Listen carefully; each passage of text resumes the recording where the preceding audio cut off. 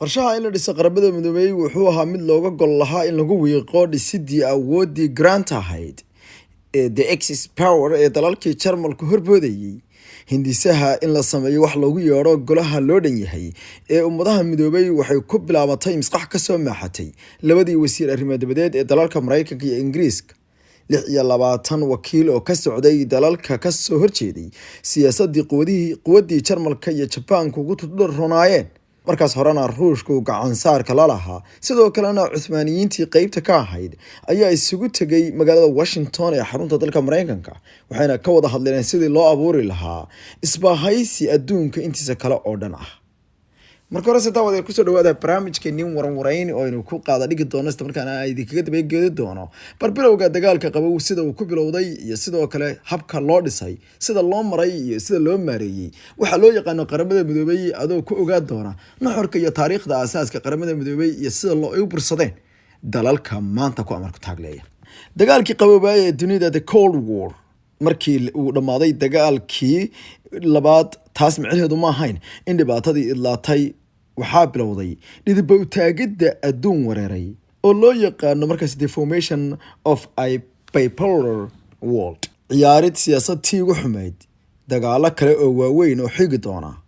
ayaa socdoona intii dagaalku soconayay qorshayaal ayaa dhinac ordayay sidoo kalena diyaar garow ay cadaanku caanka ku yihiin ee ah inay dhibaatada hortooda tabaabashaystaan iyo inay ka fakaraan mustaqbalka fog ayaa sii socday xataa intii dagaalka bartanka looga jiray balse waxaa isla baryahaasba bilowday kala boodka midowgii Soofiyeed ee isagu dagaalkaasi ku ayaansaday iyo reer galbeedkii Mareykanku wuxuu isku arkayay inuu yahay hogaamiyaha dalalka reer galbeedka inkastoo jagadaas aan cidna u cimaamadeyn haddana cid ka hor timid ma jirin isla markiiba waxaa soo banbaxay kala bood ku qotoma babaadii oo u dhaxeeya quwadii midowgii Soofiyeed iyo Mareykanka waxaa la kala qaaday shaki maandhaafka ugu weyn wuxuu ahaa masiirka dalalkii reer Yurub ee bariga oo midowgii Soofiyeed ku habsaday iyo waxa laga yeelayo waxaa kaloo jiray arrimo ay isla ogolaayeen midowgii Soofiyeed iyo hormuudkii Mareykanka ee markaas hoggaanka u hayay dalalka galbeedka inkastoo ay arrimahani bilowdeen intii aan Jarmalka si wadara looga falaxan haddaba aan taariikhda dib u celiyo isla markaana aan dib u eegno kudi qaramada midoobay iyo dhaqdhaqaaqii ee bilowgeedii horeba qorshaha in la dhiso qaramada midoobay wuxuu ahaa mid looga gol lahaa in lagu wiiqo jidhii u horeysay dhisidii awoodii grant ahayd ee loo yaqaanay the Axis power ee dalalkii Jarmalku horboodayay hindisaha in la sameeyo wax loogu yeero golaha loo dhan yahay ee ummadaha midoobay waxay ku bilaabatay misqax ka soo maaxatay labadii wasiir arrimaha dibadeed ee dalalka Mareykanka iyo Ingiriiska 26 wakiil oo ka socday dalalkii ka soo horjeeday siyaasadii quwadii Jarmalka iyo Japaanku ugu tudronaayeen markaas horena Ruushku gacan saarka la lahaa sidoo kalena Cuthmaaniyiinta qaybta ka ahayd ayaa isugu tagay magaalada Washington ee xarunta Mareykanka waxayna ka wada hadleen sidii loo abuuri lahaa isbahaysi adduunka intiisa ka dhalan lagu kulmiyo kulankii u horeeyay ee abid basheeka noocaas la isla soo hadal qaaday wuxuu dhacay bishii Janaayo kowdeedii sanadkii 1942 wuxuuna ku qabsoomay magaalada Washington isla toddobaadkaas waxay saxiixeen baaqa ku dhawaaqida dalalka midoobay oo dabcan markaas loola jeeday 26kaas dal balse ma dhow noqon doona mid dunida xorta oo dhan ay ku wada biirto waxaa la yaab leh sida uu ahaa qaraarkii ugu horeeyay ama sida uu ahaa qaraarkii ugu horeeyay abad ka soo baxa kadibna inay isugu yeedheen dalalkii midoobay oo loo yaqaanay jidhii u horeysay the United Nations waxay isku raaceen qaraar aan loo kala harin oo markaasi ahaa kii ugu horeeyay loo aqoonsan yahay waxa loo yaqaan the UN qaraarka waxa gundhig u ahaa koobaad ee 26 dal ee asaasida iyo kunista qaramada midoobay in la taageero heshiiska Atlantic Charter oo ahaa heshiiska ay kala saxdeen madaxweynihii Mareykanka iyo ra'iisul wasaarihii Ingiriiska ee kala ahaa Franklin Roosevelt iyo Winston Churchill bishii Agosto 14 sanadkii 1941 wax uun ka yar sanad shirkan hadda loo fadhiyo nuxurkiisuna ahaa in labada dal ay iska taageeraan dagaalka diblomaasiyadeed iyo mid military oo lala galo Jarmalka iyo in la isticmaalo khayraad kasta oo suuragal ah oo looga hortagayo quwadda the Axis powers iyo inaan dalna si gooni ah heshiis gaar ah ula gelin quwaddaas waxaana loo yaqaanay qaraarkaasi dhawqii ugu horreeyay qaramada midoobay ee lagu taageeray Atlantic Charter isla markaana lagu qoondeeyay laguna dhawaaqay isticmaalista ayaa la yiri khayraad kasta oo looga soo horjeedo ayaa la yiri dawladaha ku midoobay the Axis power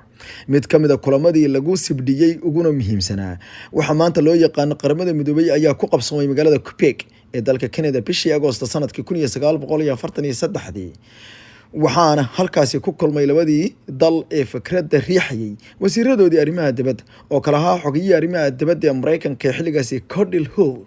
iyo kii Britishka Anthony Eden waxayna soo saareen bayaan ay ku cadeeyeen in macnaha qaramada midoobay asaaskeedu yahay in la sameeyo madal ay ku midaysan yihiin dalalka xorta si siman isqadarin madax banaanineed iyo isxushmeyn dhuleed oo sharfan waxaa si weyn u sii baritaaray dhismaha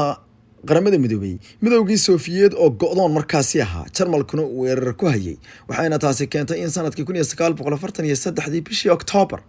kulan weyn oo lagu taageerayo hindisaha lagu qabto magaalada Moscow ee xarunta Russia halka bishii ka dambeysay Novemberna isla sanadkaas ay magaalada Tehran ee xarunta dalka Iran shir heer sare ku yeesheen madaxweynihii Mareykanka Franklin Roosevelt iyo ra'iisul wasaarihii dalka Russia ee markaasi Joseph Stalin kadibna waxay isla afgarteen in ururka la baahiyo lagana dhigo mid dunida oo dhan xubin ka tahay balse la sameeyo gole fulineed oo ka kooban 10 dal kuwaas oo arrimaha dhaqaalaha siyaasadda iyo bulshada go'aamo ka gaaraya fikirkaas waxa loo tiriyaa in uu lahaa Mr Stalin halka Mareykankuna ku raacay waxaa kaloo la isla afgartay in la sameeyo 4 dal oo nabadda xoog ku meel mariya kuwaas oo kala noqday the United States ama gobolada midoobay ee dalka Mareykanka the Great Britain midowga Soviet ama Soviet Union iyo China 4 dal oo uu gadaal kaga soo biirayo Faransiisku waa kuwa yeelan doona codka diidmada qayaxan ee veto power ka loo yaqaano Faransiisku maadaama iyaga markaasi la hayste ay u ahayd xukuumadoodii dawladda Jarmalka ayna ka jirtay dawladii dabadhilifka ahayd ee Jarmalku dhisay meesha waxba kama ahayn loomana yeedhin dalalka Japan Italia Jarmalka Turkiga iyo Scandinavian oo iyaguna markaa meesha kuma aysan jirin waayo dalalka Scandinavian-kana waa la haystay oo dalalka si waxa u talinayay dalka Jarmalka saddexda dal ee kale ama saddexda quwadaha kalena waxay ahaayeen kuwa loo tashanayay intaas dalalka waaweyn ee Ingiriiska Mareykanka iyo midowga Soofiyeed ka wada hadlayaan arrimaha muhiimka dalalka yaryaraa oo dhan oo ay ku jiraan dawladaha dabad wareegga ah ee dhulkoodii la haysto waxay sameynayeen shuruucdii kale iyo hay'adaha kale hay'adii ugu horeysay ee qaramada midoobay hoos tagtay ee la sameeyay waxay ahayd hay'adda beeraha ee qaramada midoobay FAO oo la suubiyay bishii May sanadkii 1943 oo haddana aad taqaanay the Food and Agricultural Organization waxaa kaloo ku xigtay hay'adaha kale tan waxbarashada tan lacagta adduunka International Monetary Fund iyo kuwa kale waxaa kaloo la sameeyay hay'adda dhaqan celinta iyo gargaarka degdega hay'adda maamulka hawooyinka ayako iyo tan badaha iyo hay'ado kale oo trapeel ah oo maanta qaramada midoobay adduunka ku maamulato ugu dambeyntii wada xaajoodyo aan loo kala kicin oo lagaga wada hadlay qaybsiga awoodda iyo miiqaamka qaramada midoobay waxaa shirarkii ugu dambeeyay la isugu yimid magaalada San Francisco ee gobolka California ee dalka Mareykanka bilihii Abriil iyo June ee sanadkii 1945 soo afjarista dagaalka weyn 2 bilood ka hor waxaana la isku raacay in 5 dal ay yeeshaan codka diidmada qayaxan ee la isku hortaagi karo wax dhammaan dunida inteeda kale isla afgarato waxaa taasi soo afjartay kulamadii badnaa dalalkaas ayaana kala noqday Mareykanka Ingiriiska Ruushka Faransiiska iyo Shiinaha haatanna ayaga ku amarku taagleeya dunida codka diidmada qayaxan macnaheedu waxa weeye go'aamada goluhu isku raaco gaar ahaan kan ammaanka ee qaramada midoobay ee ka kooban 15 xubnood in aysan marka ay soo jeediyaan 10 xubnood iyo waliba xubno kale oo taageera in dal kamid ah dalalkan uu joojin karo ama uu diidi karo si uusan u noqon sharci caalami ah oo dalka laga soo saaro ku waajibinaya inuu oofiyo ama shakhsiyaadka si kale sidoo kale macnaha golaha ammaanka waxa weeye inuu yahay hay'adda ugu awoodda badan qaramada midoobay kolka ay timaado jaangoynta arrimaha amniga siyaasadda dhaqaalaha iyo joojinta xasuuqyada dunida iyo sidoo kale xabad joojinaha iyo inay bixiyaan amaro degdeg ah oo lagu joojinayo dagaallo ama lagu faragelinayo goobo ay ka jiraan dhibaatooyin tusaale ahaan qaraarada lagu banaystay dagaaladaasi waxaa ka mid ah kii sanadka 1990kii ee lagu duulay Ciraaq markii ay Kuwait qabsatay lagana saaray kaasoo sharci caalami ah ka dhigaya in isbahaysi la sameeyo lagana hufo ciidamadii awoodda badnaa ee Saddam Hussein dalka Kuwait iyo sidoo kale kii kale ee qaramada midoobay ay taageertay Afghanistan lagu faragelinayay sanadkii 2002 markii uu dagaalka markaasi baan u dhaxmaray Taliban iyo Mareykanka waxaa kaloo kamid ahaa kii lagu burburiyay Liibiya ee gaashaanbuurta NATO iyo wadamada kale intay isku raaceen ay duqeeyeen dawladii dalka Liibiya ugu dambeyntiina uu ku dhintay hogaamiyihii dalkaasi Muammar al-Gaddafi qaraarada laga soo saaro Yuhuudda inta badan waxa is hortaaga Mareykanka iyadoo qaraarka ka soo baxa golaha ammaanka uu ka xoog badan yahay kan ay soo saaraan golaha guud tusaale ahaan cambaarayntii Quds ee Mareykanka ka dhanka ahaa ee sanadkii 2019 iyo 2018 haddii uu ka soo bixi lahaa golaha ammaanka wuxuu noqon lahaa qaraar kaasoo ay sharci darro tahay in la jabiyo balse suurtagal ma ahayn inuu ka soo baxo golaha ammaanka qaramada midoobay oo waa la ogaa inuu Mareykanku is hortaagi doono haddaba